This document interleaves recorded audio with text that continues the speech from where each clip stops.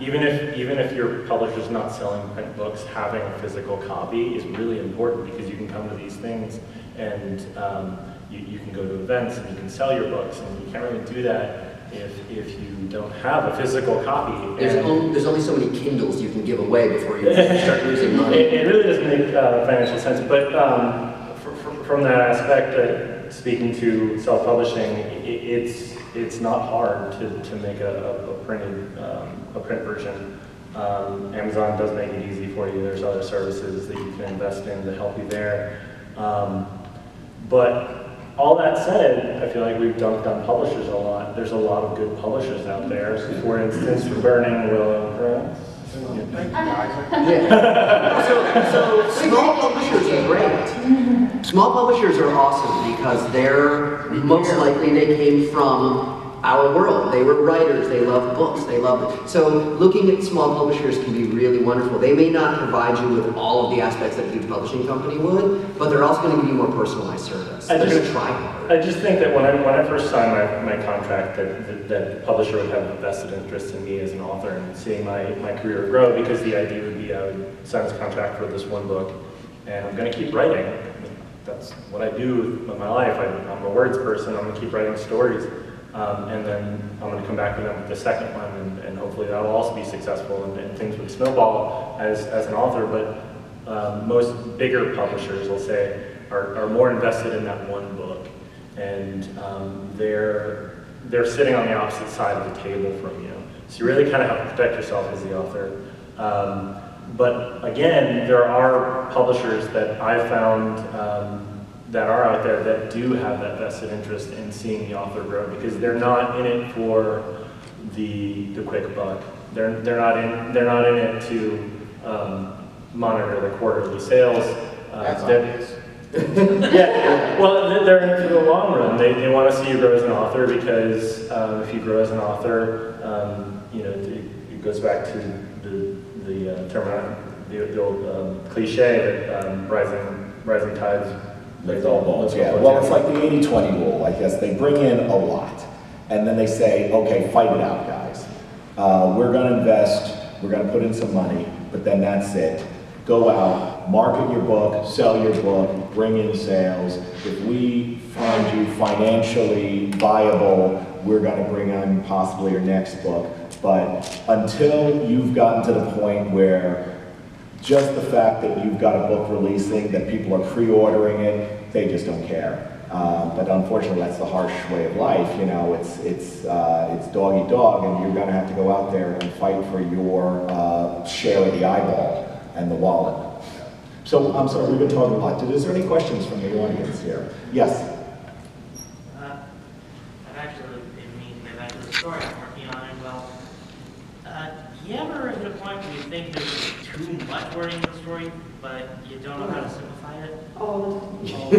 Welcome to life as a writer. That's it. That's the definition. So, how do you guys approach that? I'm sorry, what was the word? It was basically you've written and you've got so much on the page, and you could probably simplify it down. How do you start making the edits? It's Right. like literally The taking struggle for something. being concise. Yeah. Because like I said, the first chapter I'm working on is over like 500 pages, and that was just the first few That's a big first chapter. That's longer than both my first two books combined. 500 words. Not So there's a lot of ways to do it. There's books out there that will show you these things and talk about it. But there's a basic rule, which is if you look at a sentence and you count how many words are in it, and let's say there's 10 words in the sentence, you ask yourself, how can I say that in 8 words? And then you find which words are not necessary. And then you look at it and that's 8 words and you say, how can I say that in 6 words? And you just keep doing that throughout your entire book. And now that's tedious and that's long. The other thing that I have done, because when I first wrote Fretfully Ever After, it came in at about 76,000 words was the final product. The original version was 150,000. So I cut it down by about half, which goes back to a very old saying that I'm sure a lot of you have heard, which is kill your darlings, or drown your darlings, or whatever the phrase may be. There's been a lot of variations. Okay, so it's an old phrase, and basically what it means is that if you really want to create something that is clean and precise and cut and doesn't just drag on, you're going to have to get rid of the things that mean something to you. And yes, that quip may be wonderful. Yes, that action scene may be fantastically written. Yes, this character is just so cool to you, but are they necessary to the story? Absolutely true. And if they are not, they must be killed. They must go.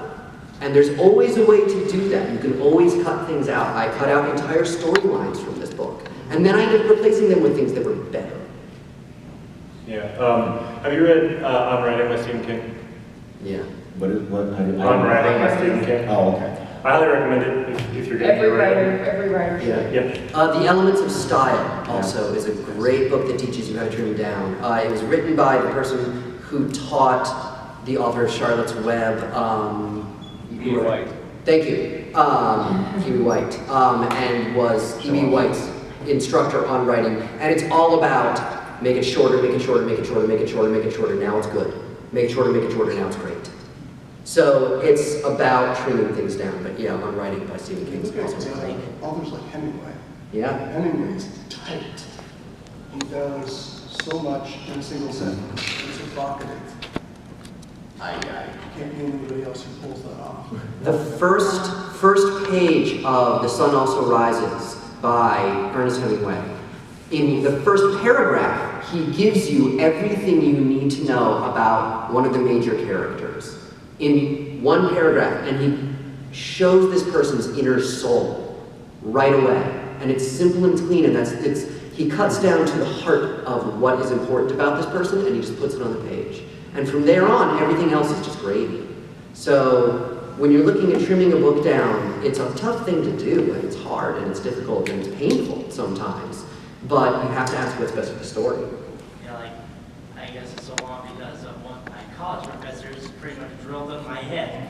Like, whenever they say to write something, they want like 1 million words a page. Yeah, Yeah. well, then you tell them, hey, teach, I heard those who can do and those who can't teach. There you go. And those that can't teach, teach Jim. I'll be sure to tell them that the next There you time I go. see them. I think that's another topic that we can get into about the status of education in our country, but Is that conversation? no, yeah, I think we could snowball. I would say, without even reading your work, we've talked a lot about what we would probably refer to as like micro editing. I would say you would probably want to pull back from your story and look at your story arc, what your characters are, what your plot is, the decision points, and figure out what your story is, what the core of it is, and try to focus in those I guess things. it's also ideal with, say, a writer's block. Oh, writer's block is different. Whole different. Writer's block's That's where you're different. just, yeah. How do you get through it? So let's see, how you guys get through writer's block? Boy. Generally, I draft 2 copies. That's a one.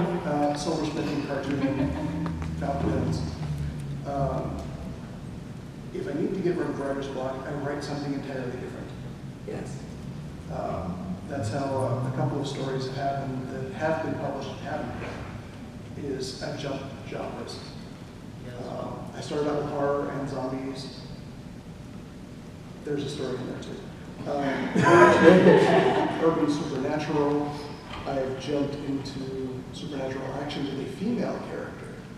I wrote a trilogy back to back, and I've never done that before.